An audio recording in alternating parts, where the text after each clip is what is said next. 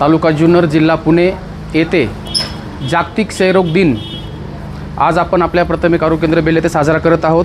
त्यानिमित्त उपस्थित श्री राजेंद्र शेठ पिंगट, पंचायत समिती जुन्नर, तसेच मनीषाताई डावकर, सरपंच ग्रामपंचायत बेल्ले, उपस्थित ग्रामपंचायत सदस्य सौ पल्लवीताई भंडारी, पंचायत सदस्य बेल्ले, उपस्थित जानकुशेठ डावकर, सामाजिक कार्यकर्ते बेल्ले, तसेच आमचे सर्व आरोग्य कर्मचारी, पत्रकार बंधू व आमच्या आशाताई। खऱ्या अर्थानं आज 24 मार्च 2026 या दिवशी जागतिक क्षयरोग दिन हा दरवर्षीप्रमाणे याही वर्षी आपण साजरा करत आहोत। जागतिक क्षयरोग दिन हा तशी शासनाची संकल्पना होती की 2025 पर्यंत हा आपला जागतिक टीबी मुक्त भारत करायचा आहे। काही कारणास्तव शासनाने 2030 पर्यंत हा जागतिक म्हणजे आपण त्याला काय म्हणतो किंवा टीबी मुक्त भारत करायचा आहे। तर त्यानिमित्ताने जे काही पेशंट आहेत, सर्व टीबी मुक्त जे टीबीचे पेशंट आहेत आणि त्यांच्या कॉन्टॅक्टमध्ये असलेले सर्व त्यांचे नातेवाईक असतील, घरचे लहान मुलं असतील किंवा जे वडीलधारी माणसं आहेत 60-65 वर्षांच्या वरचे, कारण या लोकांची इम्युनिटी पॉवर खूप कमी असते आणि या लोकांना त्या टीबी रुग्णापासून टीबी होण्याची दाट शक्यता असते। तर याची काळजी कशी घ्यायची यानिमित्त आमच्या सर्व आशाताई असतील, घरोघरी जाऊन त्यांनी आतापर्यंत प्रत्येक घरी जाऊन त्यांना मार्गदर्शन केलेलं आहे। आमचे आरोग्य सहाय्यक असतील, आरोग्य सहायिका असतील, MPW असतील, सर्वांनी आतापर्यंत प्रत्येक घरी जाऊन रुग्णांच्या प्रत्येक गावात जाऊन आम्ही त्यांना मार्गदर्शन केलेलं आहे। आणि जागतिक क्षयरोग दिनानिमित्त आमचा दुसरा हा कार्यक्रम आहे की तो HPV वॅक्सिन हा आत्ता सध्या खूप महत्त्वाचा प्रोग्राम पूर्ण भारतभर चालू आहे। HPV म्हणजे काय, तर HPV म्हणजे ह्यूमन पॅपिलोमा व्हायरस, हा एक व्हायरस आहे आणि हा व्हायरस कॅन्सर तयार करतो।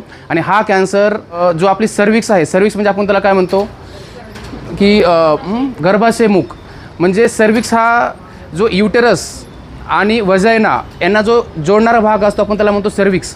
आणि या सर्विक्सचा कॅन्सर हा जनरली एक वयोगट आपण जसं म्हणतो की 12 ते 45 पर्यंत हा होतो, पण आता सध्या शासनाने वयोगट 14 ते 15 ह्या एकाच वर्ष वयोगटातील आपण त्यांना सध्या लस द्यायला सांगितलेली आहे।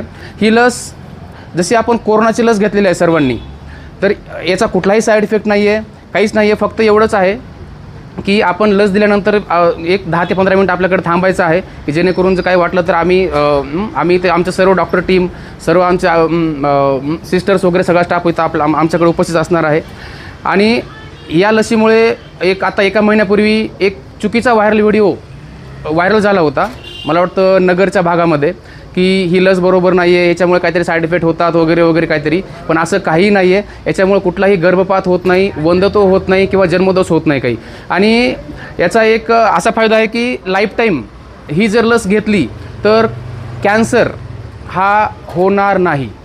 जो सर्विक्स कॅन्सर जो आपण म्हणतो किंवा गर्भाशयमुख आपण जो कॅन्सर म्हणतो हा भारतामधला 2 नंबरचा कॅन्सर आहे। पहिला 1 नंबरचा कॅन्सर कुठला आहे, ब्रेस्ट कॅन्सर, म्हणजे जो लेडीजमध्ये जो छातीचा आपण त्याला कॅन्सर म्हणतो तो आहे ब्रेस्ट कॅन्सर। आणि हा सर्विक्स कॅन्सर हा 2 नंबरचा कॅन्सर आहे। की आपल्या भारत देशामध्ये काय होतं की ज्या काही महिला असतात, आता सुविधा सुरू झाल्या किंवा मासिक पाळीमध्ये आपण पॅड वापरून सुरुवात झाली, त्याच्यामुळे इन्फेक्शन होणं टाळता येतं आहे आता सध्या। पण अगोदर काय होतं की कापडे वापरणे किंवा ह्या गोष्टीमुळे इन्फेक्शन व्हायचे चान्सेस जास्त व्हायचे। आणि आता सध्या सर्वीकडे हे बंद होऊन पण तरी देखील भारतामध्ये 60 to 70% लोकांना कॅन्सर होत आहे। जसं आता मी नेहमी सांगत असतो की जसं आपण सांगितलं की आपली एक अभिनेत्री होती, सोनाली बेंद्रे अभिनेत्री, तिला हा कॅन्सर झाला होता आणि ती कॅन्सर स्टेज 4 मध्ये होती। आता ती एवढी मोठी असल्यामुळे तिने आउट ऑफ कंट्री जाऊन तिनं तिचं ते टाळलं। पण आपल्याकडे प्रत्येक जो रुग्ण आहे किंवा भारतामध्ये प्रत्येक माणूस आहे, एवढा लाखोचा खर्च पॉसिबलच होत नाही काही, त्याच्यामुळे झाला कॅन्सर, माणूस झाला कॅन्सर असं म्हणायला हरकत नाही भारतामध्ये। पण जर आपण ही लस घेतली तर माझं एक वैद्यकीय अधिकारी म्हणून तशी एक नम्र विनंती आहे, पालक असतील, शिक्षक असतील किंवा शाळेचे मुख्याध्यापक असतील, यांना नम्र विनंती आहे की जी human papilloma virus HPV vaccine सर्वांना घेण्यासाठी मार्गदर्शन करावे, त्याचे फायदे समजून सांगावे।